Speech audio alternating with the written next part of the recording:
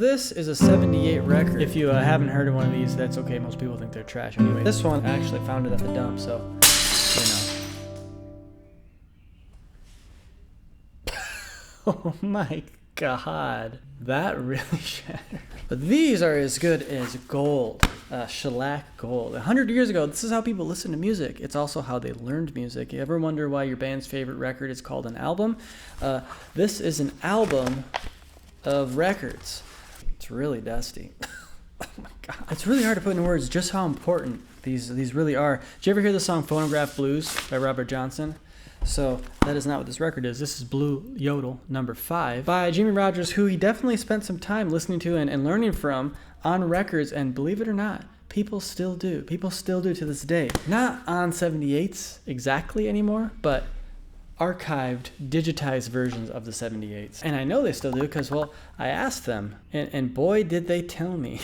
It just warms my heart. Just warms my heart to know those folks out there, you know, struggling through these scratchy recordings just like me. It seems like from what I'm hearing from you, there's like 3 main pain points. There's tuning issues, which is like the instruments being out of tune, maybe being tuned to a non-standard tuning, 432, question mark. We will get to that. There's also tempo, you know, records that are spun at the wrong tempo. And lastly, how all this affects the key you're in, how to hear something on a record and derive something close to an accurate depiction on your instrument. So let's set this up. Let's talk about the problems my friends on the internet are facing. And at the end, I'll tell you what I do to solve this. All right, so this hits home real good. Figuring out how those dang instruments are tuned. So that poses a real struggle when you're learning from something that you can't see, right? How do you know what the instruments are actually tuned to? And I've definitely struggled with this. I'm sure if you've tried to learn from old recordings, you've come up against this wall as well, where you're going along just fine, trying to learn how to play this tune, and at some point you realize, oh dang it, I don't actually think I'm in the right tuning.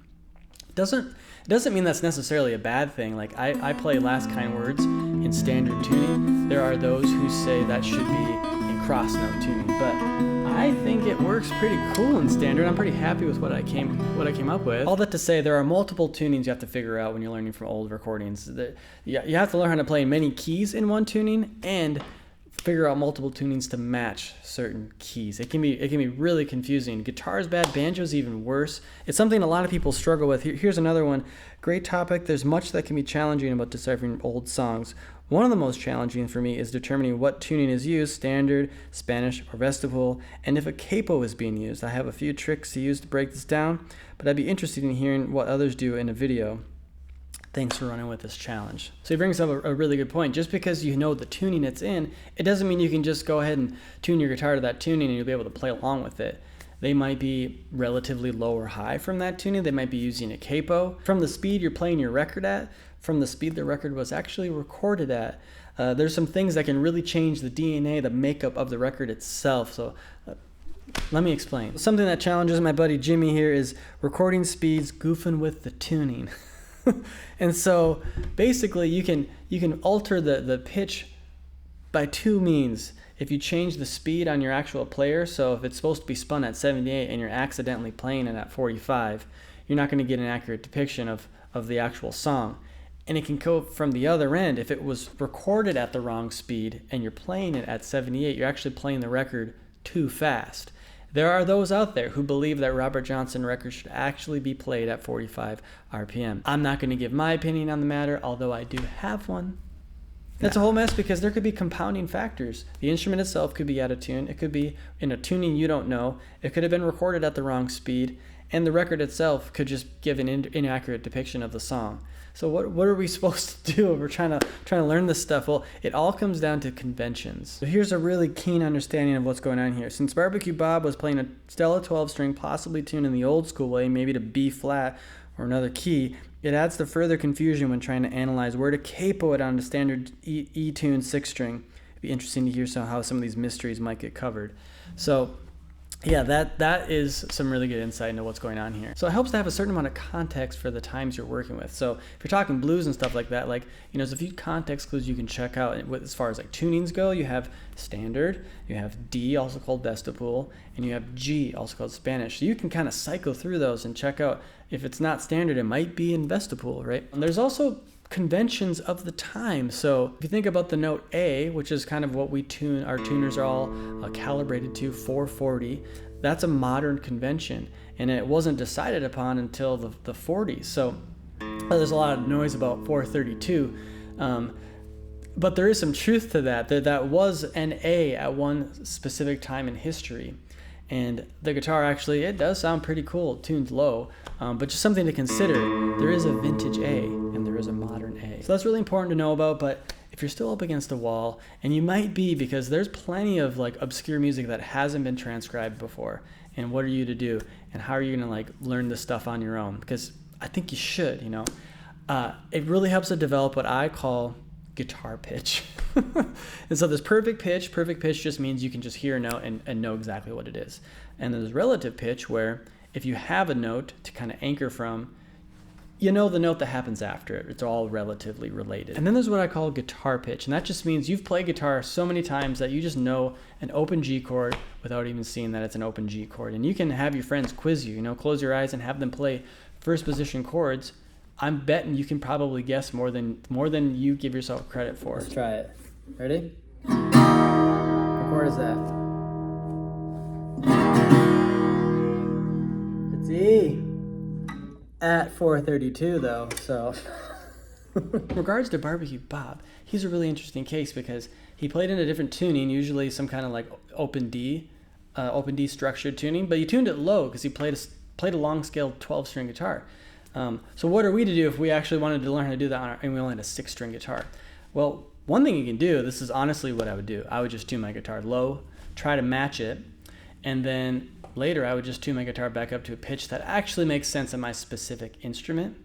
But you don't have to do that if you develop your guitar pitch, right?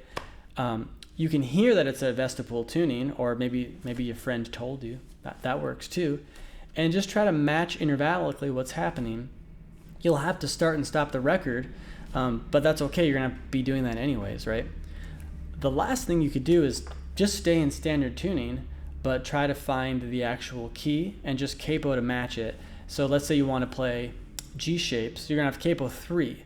You'll be able to play in the same key as Barbecue Bob, but you'll be playing different sounding chords. That will have the least amount of match as far as character goes, but you'll be able to play the song and play in the keys. All right, so in an effort to make sure I'm actually doing like a really good job at explaining this here, this guitar pitch thing, it's not just to find chords you do know, it's to help you find chords that you maybe don't know too. And so I could recognize this E maybe pretty easily, and I could recognize that this is also an E. Like, sounds like the same chord, but just a little bit higher. The guitar pitch thing, by working on this skill, you're isolating each individual string, like hearing qualities in each string. You can do that on chords you don't know too. It's like you can almost turn up the volume of each string individually. So when you hear this chord, try to turn up the highest note. Try to make it louder. Hear the middle note. Try to make the middle note louder in your mind. There's another middle note, right? Hear the quality and hear each string. It'll really help you find chords that you don't already know, and it will just be starting and stopping the record. I wish there was a better tip than that. I wish there was a faster tip. It just starts to happen over time. The more songs you learn, the more chords you learn, you'll be able to just identify them. By the way, this chord is that. Wow. So you might be asking yourself, why would I do this when I could just get the tab? And again, it comes down to just a closeness with the artist, and just a closeness with the song, an intimate understanding of how the song works. And there are things you just can't replicate with tab. Tab is like just the words of the sentence, right? But the cadence, the phrasing, all that comes down to really spending time with the artist, and you can only do that with spending time with records. And that is exactly why on my Patreon page, I do a monthly live stream, and we get together and we learn a song together from the record, from an archive version of the record over on the Patreon. And so if you want to learn how to do this stuff, you can learn how to do it there. Otherwise, you can watch another video, and we will just keep talking about dorky guitar stuff till the cows come home. Okay, look at the mess I made now. God's little candles. What was I thinking?